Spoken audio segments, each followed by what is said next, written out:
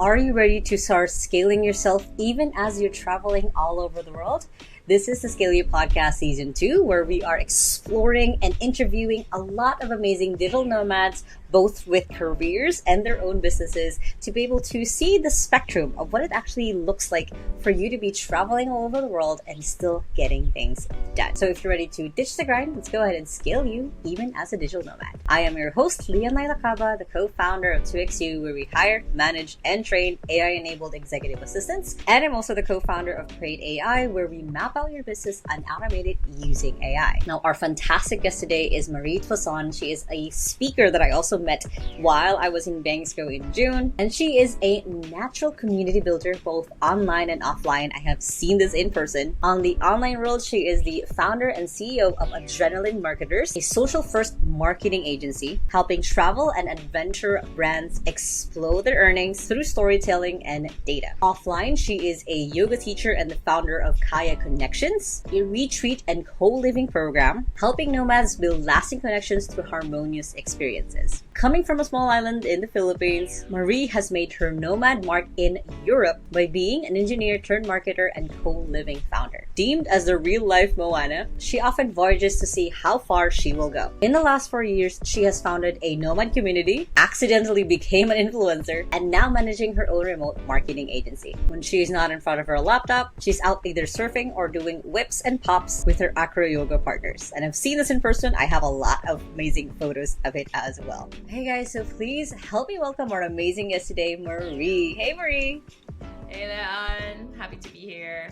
Yeah, excited to finally have you. I did have you on my list of people to interview, specifically for this season of Digital Nomads for the 𝐃𝐫𝐢𝐯 podcast, and I was like, I need a Filipina on here because I haven't had a lot of opportunity to speak to a lot of Filipina digital nomads. So I'm excited to have you here. So speaking of, where are you at in the world at the moment?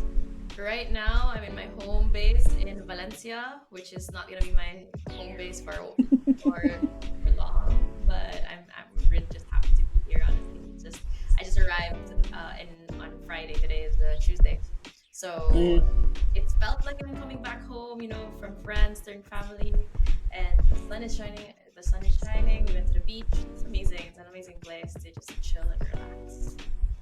Very cool, very cool. So walk us through then of who were you before all of this, before you became like a full-fledged digital nomad that you are?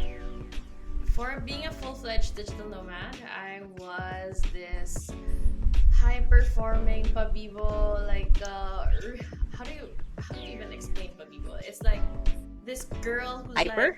This hyper, trying to get the best grades as much as possible, trying to get, a good corporate job. And I have a background in medical engineering, and I finished that in the Philippines. Luckily, I got a job in Germany, but I wasn't really nomadic that time. And my company luckily had this part where you can actually do home office 2 times a week, and nobody in my team was using it, and I was like, why? So what I did was I mixed it with my vacation, which is amazing. Vacation days in Germany are like 30 days. So I was like, all right, I'm gonna do 2 weeks of vacation and remote working, So I was also hiding that I'm not in Germany. I was just going around. Also, I was my first year in Europe. That was 8 years ago, I guess. I only had a 1-year visa, so I was like, I'm gonna maximize this. We have a rich so I'm gonna be every month I'm gonna go to another place, and at the end of the year I did 17 countries in 1 year. Wow. Not recommended at all. But yeah, when I got a full-time contract, I decided to slow things down, relax, stay in a place for a little bit longer. And then COVID hit, and then I kind of found myself figuring out what I wanted to do. At some point, I was back in the Philippines for a few months, hiding from my German company because I was already really, really depressed in Germany that time. It was the peak of the second COVID, second lockdown. Yeah. Okay, I don't know. And then ironically, I got promoted in the Philippines, even though they didn't want me to be there. But wow. I was like, see, look at what you can do. And yeah, so I was just like figuring things out there, and then I needed to go back to Europe anyway because of like the visa restrictions, and also the internet in the Philippines that time was not the best. And I was like, okay, if I'm going back to Europe, where do I go? I don't need to be in Germany. And then I heard about Madeira, and I heard that there is a digital nomad community there. And I was like, ooh, I want to be a digital nomad too. So I came there. And I introduced myself, and I was like, oh, I'm not a digital nomad. And somebody said, like, you're working remotely, right? I'm like, yeah. And you've been doing this for a while, like, and I'm like, yeah, you're a digital nomad. And I was like, I am a digital nomad. Own it. Yeah. I always say now that like digital nomad, it's not a profession. It's not a state, or it is a mindset. And a lot of people always think like, oh, I'm not a digital nomad, or I don't want to be one, or like I'm staying for like 8 months in one place. I'm not a digital nomad. I'm like, sometimes I stay for 1 year in one place. Like, it's more a mindset. We've seen each other, we've met each other in Moscow, and you met all the people. We kind of like have the same way of thinking about like having more personal growth instead of leaving our comfort zone. So I think I've lived my whole life kind of like getting out of my comfort zone anyway. I'm not that type of person that just like is, if I don't get challenged, I don't really like to be around. So if you ask me, technically I've been a nomad my whole life, if that is the mindset that we're trying to do. Yeah. But I love that. Working remotely, I would say for the past 5 years I've been working remotely, and now fast forward to now, I had after like 2 burnouts, like I quit my job, a broken arm, all of these things. I put myself in marketing, which is something that I absolutely love doing, and it's not something that I had a background in. I just self-taught myself and learned from experience. That's the best way for me to learn things. And I like that can just like prove to people too that like you can switch careers if you want to, if you believe in yourself, if you have a little bit of delusion, that's the only that's only Delulu is the Solulu, as they say, in a lot of things in life. Well, I love that you said it really well, and I don't think anyone else has talked about it on the podcast of like being a digital nomad is a mindset, because it's so true of like it's a weird, not totally elite, but it's like a different level when you're with people. Like during my Nomad Fest, like it's a different thing of thinking of like, oh yeah, these people are the people who like literally think outside the box, that they've freed themselves up from whatever generational trauma, because being a digital nomad is not a quote unquote norm, and be able to find their own definition of digital nomad as you have. Like we've like you've heard about my story. Like I'm more of a optional nomad. Like whenever I do want to go, I want to go somewhere. And I can live somewhere else for a month or two and just come back to my base. And for you've explored. How many countries have you been to now? I know you've kept tabs. Now I think I'm 36. There you go. So now you've been to 36 countries. You have taken so many leaps that a lot of people in their 20s have not even thought about doing themselves. It's definitely a mindset, because you're thinking outside of the quote unquote like, oh, this is the life that you're supposed to have. So with that though, and you've kind of rush through a little bit, so I want to dig a little bit. What has been kind of the main challenges that you've had in the last almost decade of you being a digital nomad, like in that journey, going to also towards where you're at now, which in marketing and also having your own business? What has been kind of the rough patches where the Lulu didn't even work, basically? I would say at different stages of my life I have different challenges. When I first started, obviously my first challenge was like, how do I make friends? Like I'm an extrovert with a low social battery. Like one or two times, like I'm okay and I'm done. And then at some point too, what I realized is like I can continue a conversation, but I'm not the type of person that like starts the conversation, that initiates the conversation.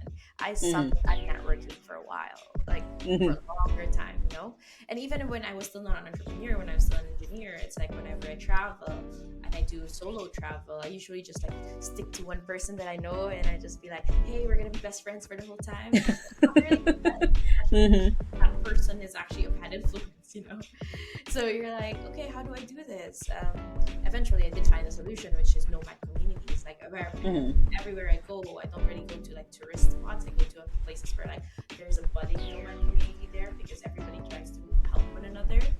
And afterwards, my next challenge was like, how do I find like-minded people? And that was way more, I felt it way more when I became an entrepreneur compared to an employee. Because as an entrepreneur, your mindset is just way different compared to an employee. Not saying that it's better. I always say that like other people can be an employee, other people can be an entrepreneur. Not everybody should be an entrepreneur. Not everybody should be an employee. But for me, my struggles are very different from what my struggles were when I was an engineer. So when I was an engineer, 5 p.m. I'm done, you know, like I'm not going to work at all. Whereas for me now as a freelancer, entrepreneur, like no work, no pay. If I don't work right now, I'm not going to, you know, and how do I improve? How do I, you know, make more sense of my time? Not a lot of people have that, and also depends on where you're nomading as well. Is like sometimes you don't get this support system. Sometimes you get support systems that are like, they're still like nomads, they're still there, but like they're like, okay, I'm okay with having, let's say, you know, earning $2,000 a month. I'm okay with earning 3,000, you know. Whereas for me, I'm like, I have bigger goals that like, it's not because of the monetary things, but I do need the monetary value and capital for these bigger goals. And this is something that I'm lacking in some of the places. I lived in Fuerteventura for a while, which is a surf island in the coast of the Canary Islands.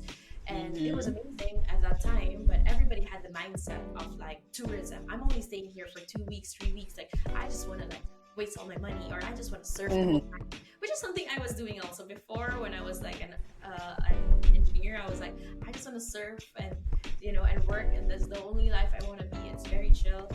It could be for people, but right now it's like it's not for me, you know.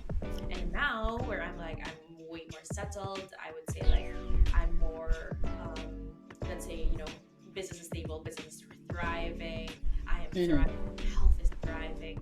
My challenge now is like, how do I build lasting relationships? How do I find a partner that can actually, you know, be at my level and understand me as well as empower me? And if I'm moving from one place to another, that's not enough time to actually build and get this connection. And I noticed too is like whenever you're traveling, you're obviously meeting more people that like raises your bar higher and higher and higher, and at some point you're like, yeah, there's not a lot of people that interest me. Yeah. That is my current struggle right now. Got it. So, and this is what I hear, and it's something that we've also had discussions about. It's just that connection part, basically the having a community who understands, but then of course being on the go. That's why I keep going back to. I love that you mentioned that like digital nomad is a mindset, because then when you do get to the next community, there's still that usual build up, but you know that you're kind of on the same wavelength of like, okay, you understand my struggle because you're struggling through it too.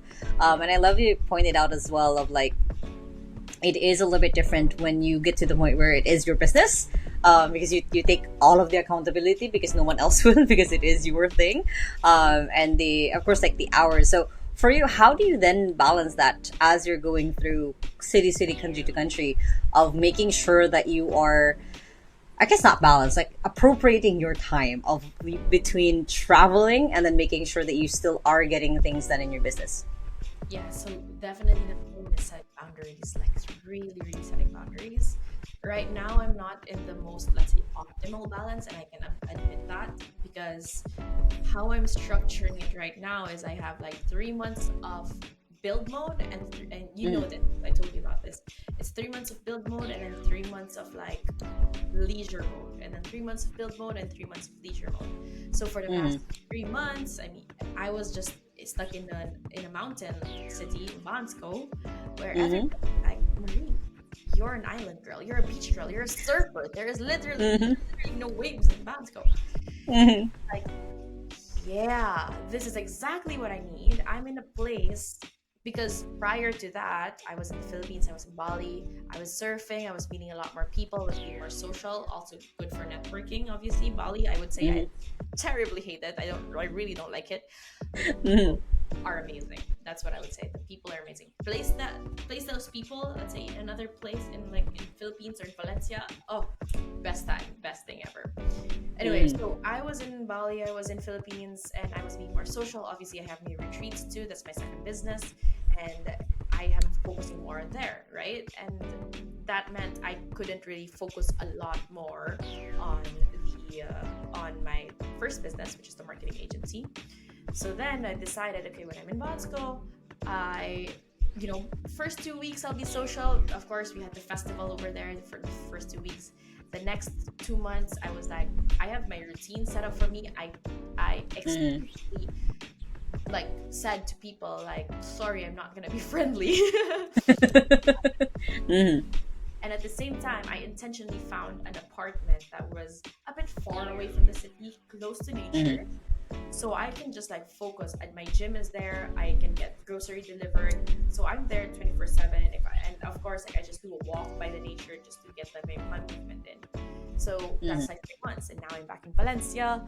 And now I'm obviously I have a lot of friends here, and they're like, oh, we should get coffee. And I'm before I would be like, yeah, sure. When is it good for you? Now I'm like, sure, we can get coffee. I have time slots 8 to 9 a.m. morning, or you can join me for my walk, for my daily walk from 7:30 to 8:30. That's the only time I can actually meet you. And they were like, "This is so strict," and I'm like, "Strict boundaries," and I love it. Yep. No, it's I see it. I love that you basically have built your life a little bit in seasons. You've kind of plotted it out. And I love seeing also that you kind of figure oh, this is the optimal place for me because there's no other distractions. And I agree on the boundaries for sure, because it's such an important thing to, especially in your business, is that you do have to set the balance of okay, when am I running around, and then when am I focusing and just on my laptop, making sure that things get done and things get moving forward, basically. So I would love to know and share with everyone else as well. Well, I already know, but I would love to have you share it. Tell us more about the two businesses that you currently have, and how also that you integrate both in your love of travel. Yeah, let me just give a disclaimer that I am a big fan of balance, and this kind of balance is seasonal balance. I wouldn't say it's actually the most optimum. The main reason is if they're for example, I'm on build mode, right? If there's a disturbance to that build mode, let's say, I met someone, it just changes everything. You're so used to your build mode, you're so used to your routine that it's so hard for you to kind of be flexible on if something actually, more important comes in. Same goes with being leisurely. If you actually need to work and a lot, it's harder. I'm a type of all or nothing girl, which I really want to change more into just I can easily go with the flow if I wanted to. So just so for people who are listening, I'm this is great for first few months, years, but don't use that model. I know a lot of people use this model. No, it's not long term. No, it's not a long-term thing, definitely. You need to focus, you need to really train your mind to just make sure that this is good. Two businesses for me. My two businesses are, my main business is my marketing agency. We help travel and adventure brands grow for generations in a more sustainable way through paid ads, social media, and influencer marketing, centered all around storytelling and innovative data-driven campaigns. And the second business that I have is more towards nomadism, which is we make retreats, 4-week retreats in Asia and Latin America, led by a local nomad. So it's a more authentic and more fulfilling travel adventure, because first, you're connecting with like-minded people, and the second is you're exploring this new destination with the guidance of someone who was from there, who lived there, who their childhood is there. So it's like a 2-in-1 thing that you're really kind of growing and integrating with the community.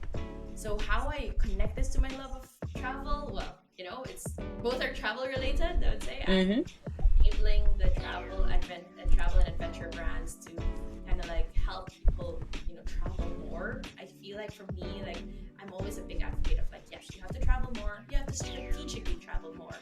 And if that meant them having better backpacks or to help them make it easier, or better shoes or luggage, that is what I want to do and I want to help them with. And then with retreats, it's more like building these connections for people to actually travel more. And most of our retreat participants, I've been doing this for 4 or 5 times now, and we met in Portugal, they met in Buenos Aires, they met, it's a strong connection. That's why it's called 𝐊𝐲𝐬𝐬 connections. You build these connections that will last a lifetime. Yeah, I love it. Got it. Well, like I said, I already know about your amazing businesses as well, and we've nerded out about both marketing and about your retreat business as well. So the favorite question that I love asking, especially with what you've gone through of as also fellow Filipino, we know the struggles of being able to travel, of like doing it long term as well, and you found a beautiful way to be able to do it, as well as where you're going. Like you're trying to with your brand, and I love your pitch, by the way. Your pitch is very solid, of like a sustainable way for travel, for travelers and traveling as well. What's kind of then, as you're shaping and figuring out like how you want to keep growing yourself, if there was a way to have a second Marie, let's say third, fourth, let's say you built an army of yourself, able to clone yourself in that way, what would be the value or impact that you want to have in the world? Like, how would you, ask in a lot of different ways, basically, what would the world look like with that many Maries? Yeah, I was thinking about that because you asked me that way before. Maybe this is a different question now, but I don't know if somebody answered the same way for me, because to give a preface, like when you asked me that was like 2.5 months ago. Yeah, I had a little bit of a identity crisis at some point, and now I'm actually like, I'm loving what I'm doing right now again. Like, kind of like just loved it. I don't want to clone myself. That's what I would say. Like, yes, it makes sense. I would love to clone, but then me as a person is like unique, and despite like all these challenges that I'm facing right now, like all these like things that I need to do, like I have always like this to-do list that I'm trying to do, it's needed for me. I definitely need it. Or if I don't need to learn it, then I still need to learn how to delegate, and that's why we have these, people like you. And I'd rather not clone myself. In one thing is like, if I clone myself, it's kind of like a dictatorship in a sense. So you're like, true, making sure. Maybe I'm wrong, maybe like my voice would be like what I have to say would not be the right way for other people, but a lot of people tend to go with the majority, which I understand. What I'd rather do is obviously, make sure that my vision is understood properly, and that's where marketing happens. It's understood properly by the people, and let them be my voice instead of cloning myself. That's so deep, right? No, that's a beautiful way. I don't think anyone else, and I've asked that question, I don't know, like this week I've had 3 interviews, and no one has answered it that way. So that's a beautiful way of like, you know that your uniqueness. So then let me ask it differently then. Of what is that vision? Like, what is that vision that you see in the world? Well, everybody has different visions, right? I would just love to create, in a smaller way, kinder and more ambitious CEOs. That's what I would do. I wouldn't even consider just the CEOs. I would do like high performers, because I want to help these people who are even still employees, and they still kind of want to be employees, but they have ambitious goals still, that's what I would do, but still with the essence of being kind and being empathetic. And there's a lot of projects that I'm trying to do, maybe not now, but like I said, I want to earn a lot more to kind of like create this one project that I'm hoping to have in the next 5 years that will cater to these conscious high performers. That's what I call them. And hopefully, like show to people that yes, you can achieve a lot more than what you can, even if you're kind.